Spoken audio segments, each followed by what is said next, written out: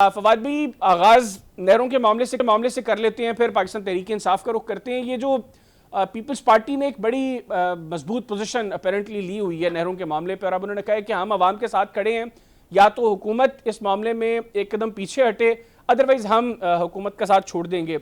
आपको लगता है कि पीपल्स पार्टी के ऊपर वाकई इतना प्रेशर है, या ये जो उनका स्टांस है वो हकीकत में इतना मजबूत है, या ये सिर्फ अपेरेंटली लोगों को दिखाने के लिए मामला था? नहीं, देखिए, सिंध में जो पानी की पॉलिटिक्स है वो बड़ी पुरानी है और उसकी रूट्स बड़ी गहरी हैं। आपको मालूम होगा कि जिस तरीके से कालाबाग डैम बनाने की कोशिश की पहले जनरल ज़ाउलक ने, फिर जनरल परवेज मुशर्रफ ने, and despite all the might of the state वो ये डैम नहीं बना सके। ये जो मामला है इसके ऊपर भी पीपल्स पार्टी को इस वक्त शदीद अवामी दबाव का सामना है। और देखिए, असल मामला जो है वो तो ज़ाहिर है SIFC और पीपल्स पार्टी के दरमियान है। जी। हुकूमत तो सिर्फ एक मसाले के तौर के ऊपर जो है वो ज़ाहिर है इस हांडी में ऐड हुई है। सही। लेकिन SIFC और हमारी एस्टैब्लिशमेंट को देखें, इसमें 2 दफ़ा पहले भी आपको कई दफ़ा पीछे हटना पड़ा है और इस दफ़ा भी पीछे हटना पड़ेगा। उसकी वजह ये है कि सिंध की जो पॉलिटिक्स है उसके अंदर जो हारी की जो सारा वोट है बुनियादी तौर के ऊपर वो एक तो जाहिर है कि वो पीपल्स पार्टी का स्ट्रेंथ वो है और पीपल्स पार्टी अपनी स्ट्रेंथ को बिल्कुल जो है वो उस पर कम्प्रोमाइज नहीं करेगी। दूसरा इसका जो नुकसान है, आपने खैबर पख्तूनख्वा पहले ही अपने फैसलों से अल्ट्रा नेशनलिस्ट जो है वहां पे मजबूत कर दिए। बलूचिस्तान में तो आपने अल्ट्रा नेशनलिस्ट और सेपरेटिस्ट मजबूत कर दिए।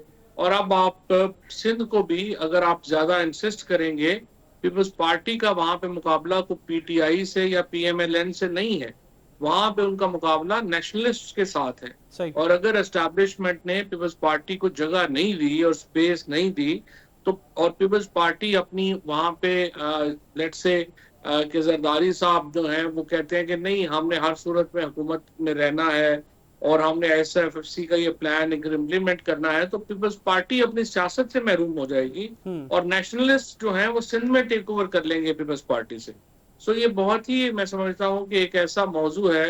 अब जाहिर है कि इसमें बहुत गलतियां हैं, इसमें को मौजूदा जो एस्टैब्लिशमेंट है उससे ज्यादा जो माजी में जो साहिबान इख्तियार रहे कि आपने पानी के जो असल प्रॉब्लम तो पानी की कमी है ना, जी। पानी की कमी है। आपने रिजर्वायर्स नहीं बनाए, आपने पानी में आपाशी, हमारा 78% पानी जो है वो जाया होता है क्योंकि आप फ्लड इरिगेशन करते हैं। दुनिया में तो आप फ्लड इरिगेशन नहीं होती, तो उसकी वजह से ये मसाइल जो है वो बहुत है। तो लेकिन आपको क्या लगता है फिलहाल फवाद भी, अगर इन केस हुकूमत या SIFC कहती कि नहीं जी नहरें तो अब बननी ही बननी है, पीपल्स पार्टी फिर हुकूमत से खुद को अलग करती, मतलब आपको दिखाई दे रही है खुद को अलग करेगी हुकूमत से? नहीं, 100% पीपल्स पार्टी को लहदा करना पड़ेगा। देखिए, मुझे अच्छी तरह याद है कि एक दफा मुझे बताया, एक कैबिनेट मिनिस्टर ने मुझे बताया कि जब परवेज मुशर्रफ साहब ने इंसिस्ट किया कि नहीं, आपने कालाबाग डैम बनाना ही बनाना है, तो लियाकत जतोई साहब ने और अरबाब रहीम साहब उस वक्त चीफ मिनिस्टर थे और मुशर्रफ साहब के बहुत ही करीब थे, जी। तो उन्होंने कहा कि अगर आप लाजमन ये बनाना चाहते हैं तो फिर आपको हमारे लिए कब्रिस्तान भी इस्लामाबाद में मुख्तस करना पड़ेगा, हम तो वहां दफन भी नहीं हो सकेंगे। तो देखिए ना, सेंटिमेंट जहां पे इतना ज्यादा हो, पॉलिटिकल सेंटिमेंट, हर काम जो है वो बंदूक से तो नहीं हो सकता। तो पीपल्स पार्टी को ये हुकूमत छोड़नी पड़ेगी, नॉट दैट कि वो चाहते हैं छोड़ना, लेकिन पीपल्स पार्टी को अवामी सेंटिमेंट इतना ज्यादा हो गया है वहां पे। और अब आप देखेंगे कि अगर ये मजीद इंसिस्ट किया और ये और बढ़ा तो ये और मामला जो है वो खराब हो जाए। ठीक हो गया। अच्छा